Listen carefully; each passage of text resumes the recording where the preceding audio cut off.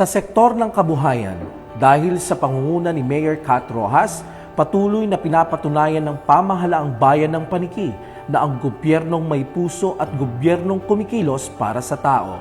Sa loob lamang ng unang 100 araw ng kanyang pamumuno, matagumpay na naipatupad ng ating Public Employment Service Office ang lahat ng programang nakatuon sa kabuhayan at hanap buhay ng ating mga mamamayan. Ang mga tagumpay na ito ay bunga ng malasakit, disiplina at pagkakaisa ng bawat kawani at katuwang na ahensya sa layuning mapaunlad ang buhay ng bawat Panikenyo.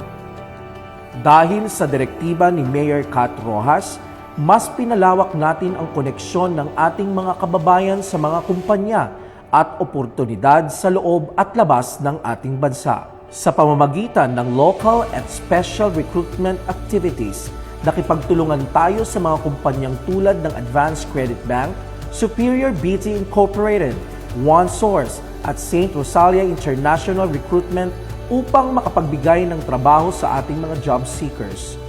Ang Government Internship Program or GIP, nabigyan tayo ng makabuluhang karanasan sa mga kabataang nagtapos upang mahasa sila sa serbisyo publiko. Ang NC 1-3 trainings. Sa pakikipagtulungan ng Peso Mongkada, patuloy ang mga skills training para sa ating out-of-school youth bilang paghahanda sa mas maganda nilang kinabukasan.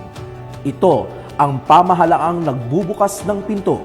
Bawat kabataan, bawat naghahanap buhay, may pagkakataong umangat. Hindi rin nalilimutan ni Mayor Kat Rojas ang ating maliliit na negosyante at pamilyang umaasa sa araw-araw na kabuhayan. Ang livelihood programs ng DOLE na ipagkaloob ang bigasan at food cart packages na nagkakahalaga ng 30,000 pesos bawat isa bilang tulong sa pangkabuhayan.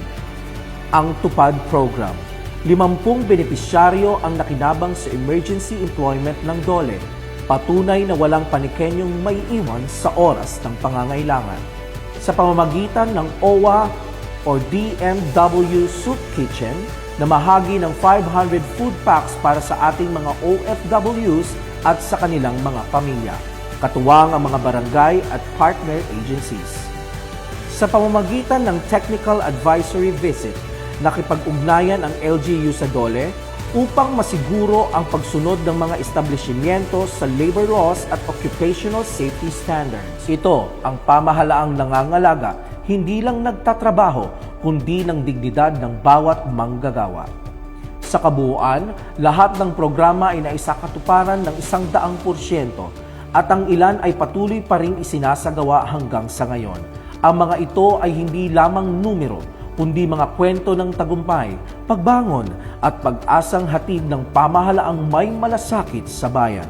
Ito ang pamahalaang tapat, tuloy-tuloy at may malasakit para sa bawat Panikenyo na nagsusumikap magkaroon ng mas maayos na buhay.